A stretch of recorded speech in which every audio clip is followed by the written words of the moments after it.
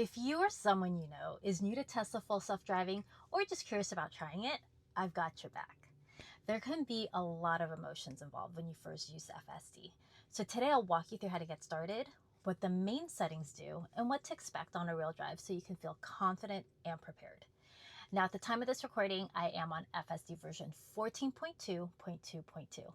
One of the best things about FSD is that it is continually improved through over-the-air software updates. So you, as someone in the future watching this, may have some things that look or behave a little bit differently. So let's get started. To enable FSD, you're going to open your autopilot settings, and you're going to make sure that full self-driving supervised is elected there at the top. You can view your self-driving stats if you have been using FSD or somebody who uses your vehicle has been using it. And you have the option of choosing brake confirm, which is going to be a second requirement to starting FSD that has you pressing the brake pedal and releasing it to start. You also have the speed profiles listed below. There are 5 total, going from slowest to fastest: sloth, chill, standard, hurry, and mad max. Now, a good way to think about the speed profiles is that standard is generally about 5 miles per hour over the speed limit, but that is if there are very few cars on the road. The best way to think of it is that it will go with the speed of traffic. So it may not always be 5 miles per hour faster. It's just going to be matching traffic, whatever that speed may be. It matches the speed of traffic a little bit more closely than it follows the speed limit. You can have expanded full self-driving visualization toggled on, which just gives you a larger view on the screen of the road. And then you can have actually smart summon on or off, which allows you to bring the vehicle to you without you being in it if you are in a parking lot. I'll show you with a clip here, but basically if you are exiting a place of business or your home and you need your car to come and assist you because you have mobility issues or the weather is poor or you're carrying a bunch of groceries, the car can come to you, and it can only be in parking lots, not on roads. You have a couple extra settings for actually smart summon below. You can customize it. And you can also disable or enable standby mode. Standby mode makes it activate a little bit faster for those who use it frequently. As you can see, mine is off. I don't use this feature. These settings control how FSD behaves, but most of them are just preferences and not requirements. You'll still get from point A to point B if you keep all the default settings. Now we set our destination. Go to the navigation tab, and you can choose to enter your destination.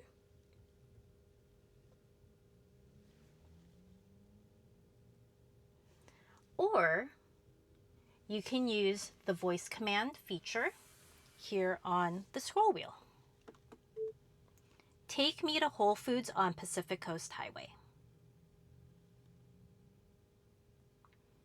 And as you can see on the screen, it brings up options, and I could just select exactly which Whole Foods location I'd like to navigate to.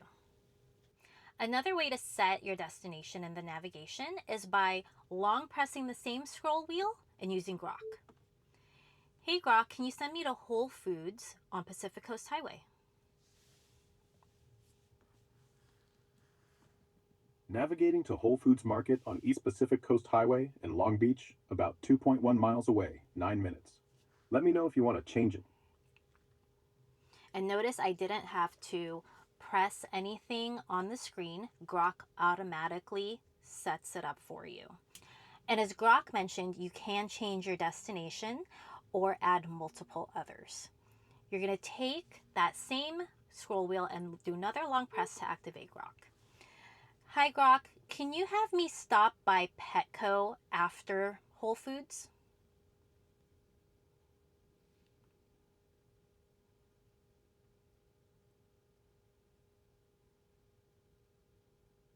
Sure, I've set your route to stop at Whole Foods Market on East Pacific Coast Highway first, then Petco on Pacific Coast Highway. About 9 minutes total, 2.1 miles. Let me know if you want to swap them or change anything. Which is the most efficient way to go to Whole Foods first, then Petco, or Petco, then Whole Foods? Petco First is more efficient, 8 minutes and 2.2 miles total, versus 9 minutes and 2.1 miles for Whole Foods First. I've updated the route to Petco, then Whole Foods. Just say if you want it switched back. When you set a destination, they give you options of routes on the right side of the screen on the map. Another thing you could do is press the 3 dots and open up your settings. You can add a stop, you can edit your trip by adding additional locations or rearranging the order. You can set your arrival energy, which helps you plan any charging stops if needed.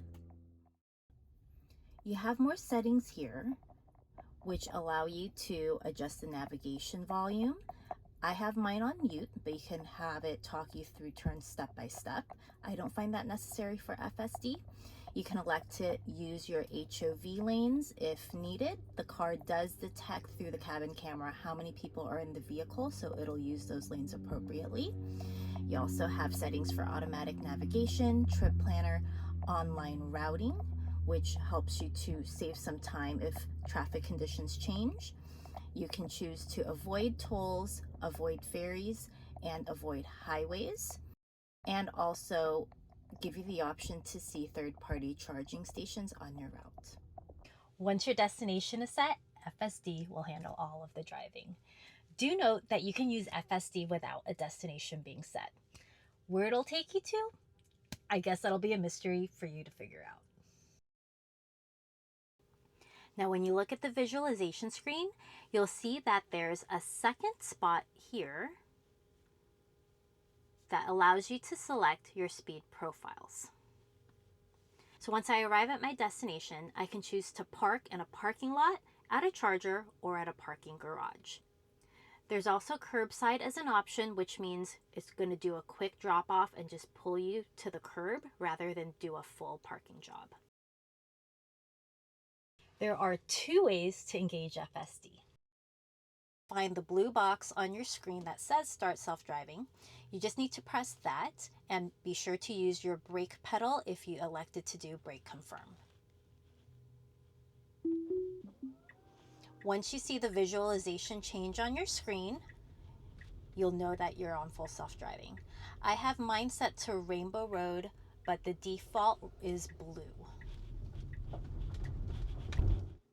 The second way to start FSD is to start it from Drive rather than starting it from Park. In Drive, you have the additional option of starting it by pushing all the way down on the gear stalk. Know that this is exactly the same motion as when you go from Park to Drive when driving manually. The difference is when you do this starting from Drive, it turns on FSD. Now, if you don't have a gear stalk, you will press down on the command button on the right side of the steering wheel instead. Now, there may be some adjustments you want to make as you use FSD.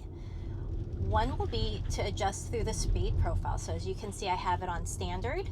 You can scroll the scroll wheel up or down to change you anywhere between sloth and mad max modes. So scrolling up will take you to the faster modes. Scrolling down will take you to the slower modes. You can use the accelerator pedal to gently encourage FSD to go a little bit faster. As you can see, it's required to do a NHTSA stop, which can be a little bit confusing to others. So you can give it some gentle encouragement by pressing on that accelerator just a tad. I'll do it again here.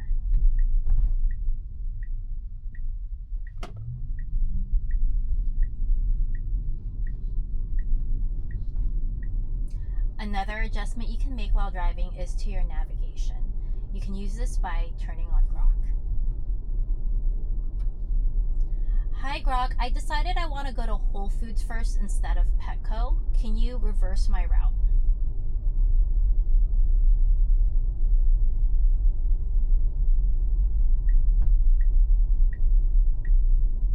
Done. Route reversed. Heading to Whole Foods Market first, at 6400 East Pacific Coast Highway in Long Beach. Then Petco. It's 0.9 miles away, about 5 minutes. Think of FSD as collaborative. You're still in control. To disengage FSD, there are 3 ways.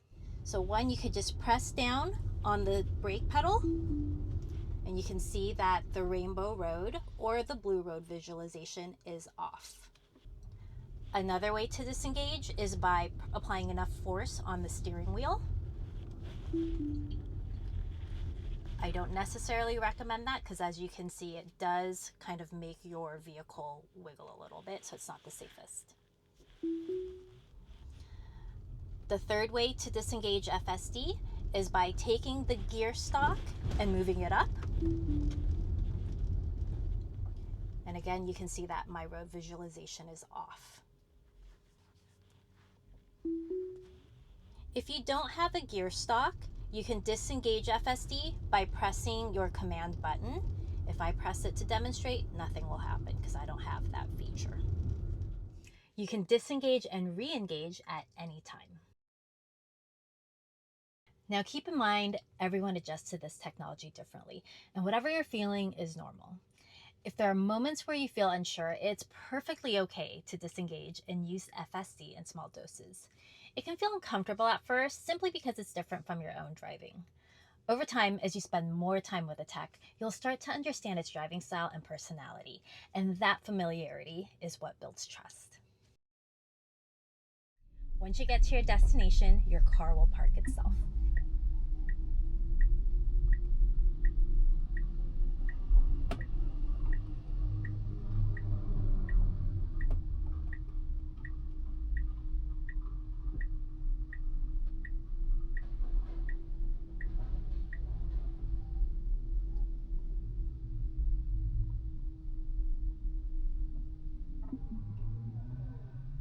If you have a specific parking preference, you can disengage FSD to manually drive towards that spot and then use auto park instead.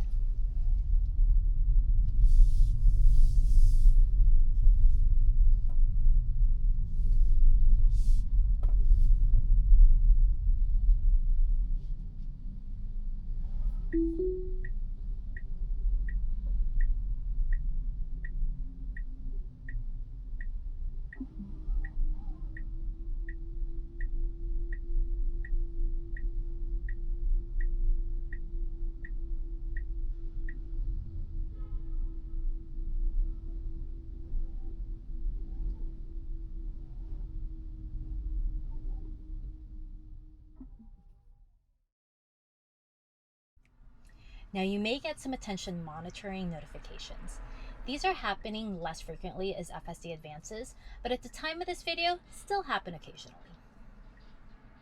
For me, this happens when I'm wearing a hat or a visor and the cabin infrared camera can't see my eyes. The screen will ask for you to apply some turning force to the steering wheel, but a shortcut is to just use your left scroll wheel and scroll up or down. So that's everything you need to know to FSD to a destination. If this feels like a lot right now, just focus on the basics. 1, setting navigation. 2, engaging FSD. And 3, disengaging when you want to. Tesla has made FSD very intuitive, and many of the settings we talked about are optional preferences. As I mentioned earlier, even with the default settings, FSD can get you from point A to point B without you even driving. And do make sure that you know how to manually drive the Tesla before trying FSD, in case there's a need for any disengagements. If you've seen any of my previous videos, I always have first-time FSD drivers drive manually first to get used to the feeling of the Tesla, especially with its regenerative braking. I hope this video answered your questions and made you feel more comfortable using the technology. If you have any additional questions at all, feel free to leave them in the comments below. I also have a First FSD Drives playlist where you can watch people drive with FSD for the very first time. Seeing their real reactions as they get comfortable can be helpful. Anyway, if you found value in this video, a like or subscribe is always appreciated. Thanks for watching, stay safe, and happy FSDing.